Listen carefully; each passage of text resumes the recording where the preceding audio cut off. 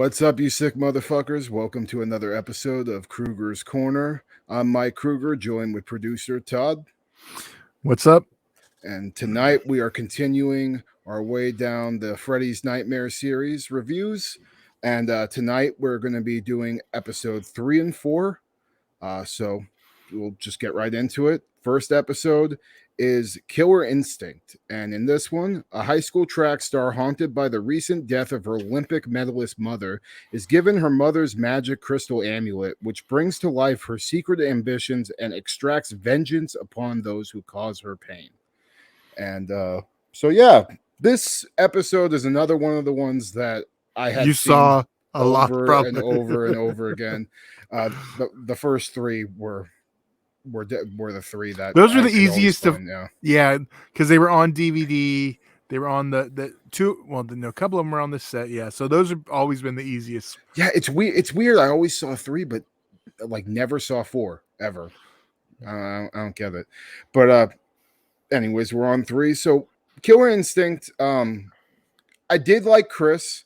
I felt bad for her just because she was in a rough position, being trying to live up to her mom's Olympic level expectations. And, now that her mom's gone, I think it was her coach, pushing her to, just be faster, be better. You got to do this for your mom. And like, that's kind of shitty thing to put pressure on that, like for a kid and stuff. So I did feel for her. I did like the whole amulet concept thing. The scene we got with the fucking sleazeball lunch guy. Or cafeteria guy. First off, he's straight up the dude from fucking Sleepaway Camp. Like that's the exact same fucking character. Like, and I thought it was cool to see him get his fingers chopped off in that sandwich. And there was actually some nice blood in this. A lot more blood than you get in some of the episodes. That the whole scene where Chris is racing that girl and she ends up killing herself fucking by getting her throat. It didn't like really cut through her completely, but it hit her throat, slit it, and then she broke her fucking neck. Yeah, that was a pretty brutal little kill, and I liked that a lot. From there's where the episode starts to take a negative turn for me. Once Chris dies, since I was so invested in that character, going along with her, boyfriend and his new girlfriend now, who was the girl that she raced, for him, and that ended up killing her. Everything that happened with their characters, just I don't know. It wasn't bad, but it wasn't as good as the first half of the episode for me, and I started to lose some interest. But it did complete itself with a nice little stabbing right before Freddy came to bring us home. So that was cool. And overall, this is a solid episode. Definitely one of the better ones we've seen so far. So yeah, I like it. It's not one of my favorites, but it's definitely a decent one. What about you, Todd? What do you think about this one? Yeah, this is one that I've seen quite a few times.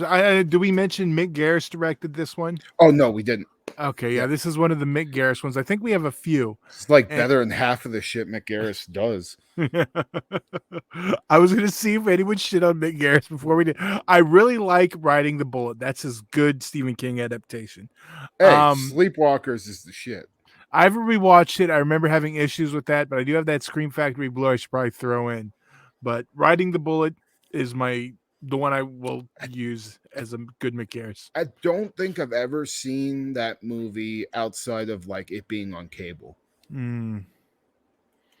They used to play a shit ton of like fucking werewolf shit on. I think it was like, I think it was TBS.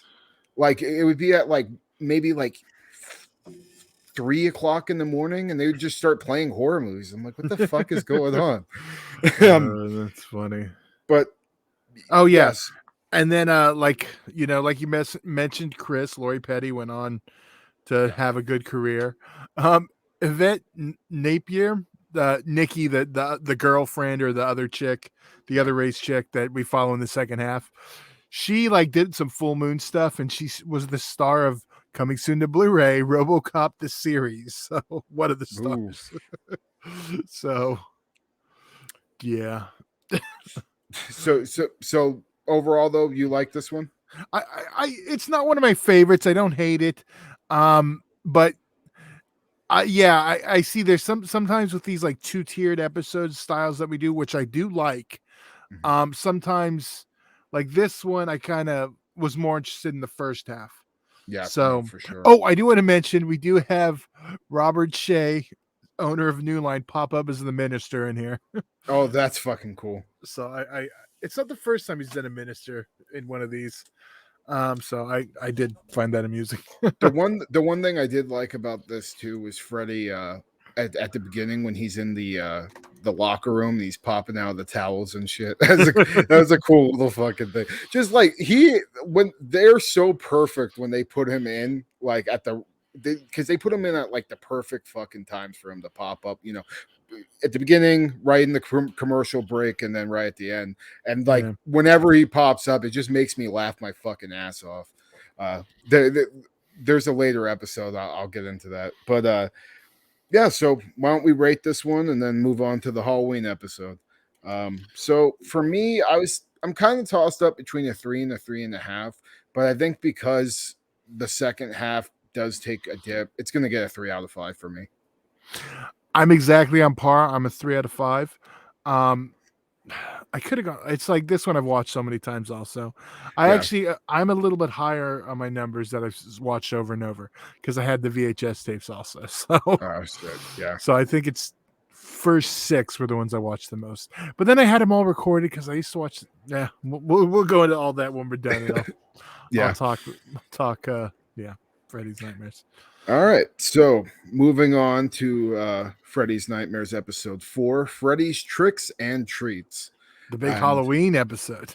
yeah, I was psyched for this. I don't know why I didn't watch it this Halloween. I wanted to, and I never got it. I think I was too focused on watching every single goddamn Halloween before Halloween Kills. But yeah, so in this one, Freddy's Tricks and Treats, Freddy harasses a young medical student on Halloween night, driving her to the brink of madness and beyond. So, first things first, Mariska Hargitay being our final girl in this fucking thing is awesome. I mean, she's basically our Nancy in this story, and I fucking love it. Big fan of Law and Order SVU, and I just think she's a stunning presence on screen and a great actress, and she did a fantastic job in this. And I liked her character, the whole backstory with her abusive grandma, and you know why she can't warm up to her boyfriend, and the little twist we get at the end of the episode with her, we find out her boyfriend not even being real, and it's just an imaginary boyfriend. That was really well done. Freddy in this is great. I mean, this to me feels the most like a Nightmare on Elm Street, uh, you know, a Nightmare on Elm Street property. Like all the gags, the hallucinations, like Freddy, stabbing Marsha's boyfriend as a little skeleton, and or the gag where Marsha has the Halloween mask or the pumpkin mask on. She's like trying to scratch it off, and we just start seeing a little bit of blood. They really they really hit all the right bells and whistles for me. Just being a Freddy and Nightmare on Elm Street fan. And throwing in a Halloween setting for the first half of the episode. I mean, 2 fucking thumbs up on that. And it felt like Halloween too, which is what I liked. Even when we made our way to the school and Marsha's doing these autopsies and stuff, it still really much felt like a Halloween story. The second half, when we get into the sleep study thing, I know it's a stretch, to have that whole fucking machine where we can purposely watch our dreams like television. But god damn it, I love that. It's so cheesy and so late 80s of a plot point that I was just like, all right, I'm fucking in, fuck it. I did like the guy that was doing the experiments on Marsha too. I thought he played like a good, almost mad scientist type character, and kept wanting to push her and push her and push her, and pushes her all the way to fucking bringing her to Freddy's boiler room, which was so fucking awesome. And I loved the little, Freddy's got this little girl trapped down there, and Marsha's, in her dream is trying to get to her, and then when she finally does, Freddy just picks her up, and then she turns into a little doll, and he rips her head off. Like, or no, I think he like slices her up. He didn't rip her head off, but yeah, that was a badass little scene, and I love the ending where the mad scientist dude gets what he deserves in that awesome dream sequence. And yeah, everything about this is by far my favorite episode so far. Over the pilot. Yes, Okay. absolutely. I love the pilot, but this gives me the good kills. The blood doesn't look like ketchup. You know, I think it's more polished, and plus, you know, just getting to see Freddy be Freddy. I mean, granted, I think seeing Robert Englund beat, you know, regular Freddy in the prequel was great. I still prefer, you know, my Burt face master over that. But what about you, Todd? Yeah, I love this one. I remember staying up. I had it. I will tell you exactly what was on that night. So it started off with it was like the big Halloween, you know, night. We had Freddy's Nightmares, Freddy's Tricks and Treats. Immediately following, or was it first? No, it was after. Was the making of Nightmare on Elm Street 4, which was like an hour special. And then it was Elvira, Mistress of the Dark. Fuck And yeah. it was Blood on Satan's Claw, if my memory is right. Ooh. So I have the tape somewhere that has all of it on. Shit, dude, that sounds like the best fucking night of TV ever. See, It like was a good night. It's shit like that I do kind of, you know, like with streaming and all that stuff. Like, it does kind of make you miss back when, like, you'd be like, oh fuck, this show's on, and then that. Like, I had that moment actually at Christmas of last year. I think it was Christmas, or maybe it was a party, but I was at a hotel room, and they straight up played fucking Godzilla King of the Monsters, Freaky, and then, like, I think it was like either Krampus or Halloween 2018. I was like, okay, I guess tonight's fucking TV is curated to me. This is a good hotel. Yeah. It's like they picked my movies. Yeah. It was weird. It was like HBO, and I'm like, okay, fuck it. So yeah, I do kind of miss that, when you would have just thing you would want to watch after thing you would want to watch, and you wouldn't move up from the couch for like fucking 8 hours. See, it was like it was a whole thing though, because I had the VCR ready to pause it and want commercials. Yeah, it'd make my tape. Now I kind of regret cutting all the commercials because I like to watch them with them. Dude, that's the thing now too. People like post those old tapes. Though my old Hanna-Barbera Godzilla tapes, they would have the commercials, and I remember I looked at them. I think it was maybe 5 years ago, before I think my grandmother got rid of them or something. And I was watching it, and it was this old school badass. I think it was like a Pringles commercial with the stop motion dinosaurs and shit. I'm like, oh my god, the 90s is so much fucking better than this bullshit today. Fuck. But I'm not going to argue with that sentence. But anyways, back on to Freddy's Tricks and Treats. Yeah, great fucking episode. Perfect to watch around Halloween. I think that's going to be a new tradition for me. Is I got to get this episode in every Halloween. Yeah, phenomenal. We didn't mention the director, Ken Wiedenhorn, most notably for Shockwaves, Return of the Living Dead Part 2, and Dark Tower. But if I don't mention these two, I'm doing a disservice. He also directed Meatballs 2 and King Frat, one of my favorite Animal House rip-offs, which I actually prefer to Animal House, though.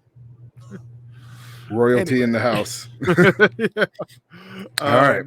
Well, why don't we rate this bitch then? So me, this is my first 5 I'm giving out this so far in the season, and yeah, this is my 5 out of 5. I absolutely adored this episode. Well, I gave the pilot 5. Yeah, and I'm also giving this a 5. I have a feeling the Freddy 7 are gonna all be 5. See, like I was really close. Like, I think without the ketchup fucking blood, I probably would have went 4.5, 5. It's just that it bothers the hell out of me because the dude's literally eating a hot dog right before, and then it's just like, well, the blood and the ketchup look like the same fucking thing. God damn it! I think that was the point, but I could be wrong. Yeah, but it's that, and then I think that stretch right before we get into the dentist scene. The dentist scene's great, but I think the stretch of following that cop for the little bit, kind of, I don't know, but yeah, still a great one though, and yeah, all the Freddy 7, I'm sure, are going to be highly regarded between you and me. So yeah. I'm waiting for. Well, we'll talk on. Well, we got one coming up. Yep. So make sure you stay tuned for more of these. We're going to be running through both seasons, 2 episodes per review show. So and make sure you check out our Patreon, patreon.com/fleshwoundfeatures. Link is in the bio, as well as to all our other stuff, our Teespring store, Discord, and everything else. And make sure you like, share, and subscribe. Comment what you think about Freddy's Nightmares and what you guys thought about the episodes too. We always love to hear from you. So let's get the hell out of here. So welcome to prime time, bitch.